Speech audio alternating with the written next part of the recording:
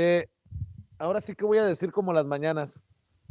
Grábeme, no don David, grábeme don Enrique, Legorreta, a, pícale ahí donde dice record, play and record. Ahí le va. Qué buena columna publica en Periódico Milenio Jorge Cepeda Patterson. Okay. Déjame leerte esta columna y me compartes tu opinión. La titula La fidelidad de los AMLovers. Dice, el alto nivel de aprobación que mantiene el presidente López Obrador provoca perplejidad y quizá algo de frustración en buena parte de los lectores de este diario. Tómala. Y para el caso, cualquier otro diario del país. Para todos los que no votaron por él y asumieron que el paso del tiempo inevitablemente desengañaría a los que sí lo hicieron, es poco menos que incomprensible que con una pandemia en marcha y la consiguiente devastación económica, las encuestas revelan que más personas votarían por él hoy que hace 2 años. Todas las semanas el líder de Morena ofrece, a juicio de sus críticos, pruebas tangibles de su rusticidad, su soberbia o su incapacidad.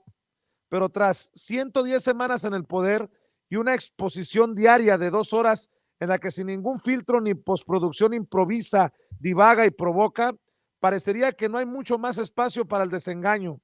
¿Qué podría hacer o decir López Obrador que no haya dicho o hecho que sea capaz de generar un desplome mayúsculo en sus niveles de aprobación? Un hermano suyo fue captado en un video comprometedor. Hizo un sorteo de un avión sin avión.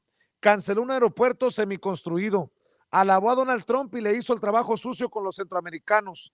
Nos hemos convertido en el cuarto país en número de muertos por la pandemia, a la que el presidente describió como algo que nos venía como anillo al dedo. Ha tenido desencuentros con feministas, con intelectuales, artistas y científicos, con ecologistas, con los principales medios de comunicación y con empresarios. Hemos vivido el peor año del que tengamos memoria los mexicanos y no obstante, contra toda lógica aparente, el mandatario no ha perdido el apoyo de sus seguidores que, dicho sea de paso, por su pobreza han sufrido más que otros sectores.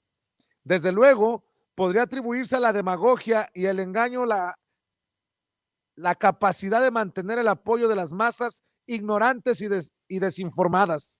Pero cuando uno observa a conductores y comentaristas de la mayor parte de la radio, la prensa y la televisión desenmascarar, entre comillas, al presidente cada día y a lo largo de 2 años, en realidad desde antes, y pese a eso ganó, tendríamos que preguntarnos si esa tesis resiste a la razón, pese a lo conveniente que pueda resultar a la pasión de sus adversarios. Quizá la explicación está en otro lado. López Obrador ha construido una poderosa narrativa que lo presenta como un presidente que gobierna para los pobres y en contra de los privilegiados. Pero no es una narrativa hueca, todo lo contrario. López Obrador ha sido absolutamente congruente con el mandato social del que se siente portador. Repasemos la siguiente lista. Incremento histórico del salario mínimo, transferencias directas a la mayoría de los hogares mexicanos, la cifra oficial es del 70%.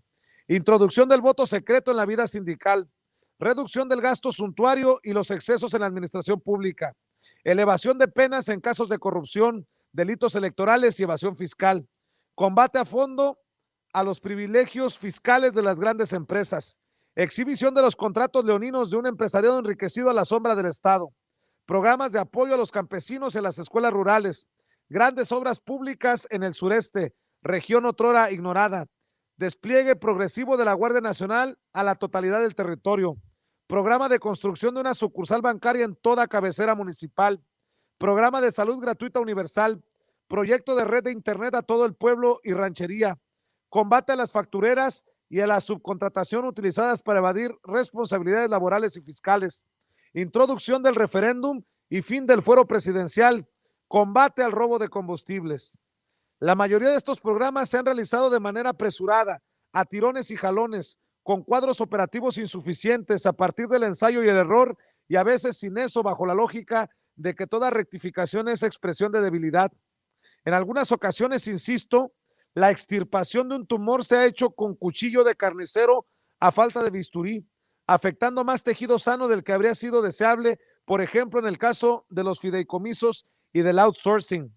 Y sin embargo, comparado con sexenios anteriores, la lista resulta impresionante a ojos de todos aquellos que hasta ahora se habían sentido víctimas de gobiernos cómplices de la élite. Ciertamente el impacto de la crisis económica barre con buena parte de los beneficios reales o presuntos que las acciones de la 4T habrían propiciado a favor de los pobres. Pero incluso así, siempre quedará entre estos sectores la percepción de que por fin hay alguien en Palacio que habla y gobierna en su nombre, aun cuando los obstáculos terminen por superarlo. Por lo demás, a pesar de los números rojos, queda la percepción entre los pobres de que con otros gobiernos habrían salido peor parados de la crisis. El paquete de rescate solicitado por la iniciativa privada, que seguramente habrían impulsado Calderón o Peña Nieto, se habría diluido por el abuso y la distorsión de un sector privado engordado por monopolios disfrazados, privilegios y márgenes absurdos de rendimiento. La mayor parte de los votantes de López Obrador no habrían obtenido algo de un programa de apoyo a la empresa porque, para empezar, la mayoría de ellos no cuenta con un empleo formal. En suma, la popularidad de López Obrador no tiene nada de irracional o misterioso. Quizá escapa al sentido común de una clase media que creía en la racionalidad del sistema y asumía que solo había que corregir excesos y distorsiones para lograr la modernidad y el desarrollo. Pero no es el caso del México bronco y de los muchos agravios pendientes en nombre de los cuales el presidente busca un cambio radical. Visto así, su popularidad resulta explicable. Se nutre de dos factores que están a la vista. Uno, una narrativa populista apoyada por políticas públicas claramente destinadas a favorecer a los pobres y a cuestionar a la élite. Dos, por un dato que está más allá del debate ideológico o del gusto político, los pobres son mayoría. ¿Por qué no habrían de apoyarlo? Qué cabrón, ¿eh? Así nomás me quito el sombrero. Y todavía hay que poner en este plano a esa oposición que llegó a plantarse con casas vacías al Zócalo y que no les funcionó. Ahora la otra noticia, se alían después de que López Obrador está llevando al país al comunismo, atentando contra las libertades de expresión. Vemos una alianza desesperada de los partidos de oposición que decían que no iban a estar hermanados nunca. Y ahora, contra López Obrador, contra la política de este gobierno, Vicente, necesitamos un presidente así. Una sacudida. Una sacudida. Y además, que sigan hablándole esos partidos políticos al electorado como siguen hablándole con noticias falsas. Hagan propuestas, cabrones. México lo necesita. Hagan propuestas constructivas y a ver si el electorado voltea a verlos. No para el 21 ni para el 24, para el 52.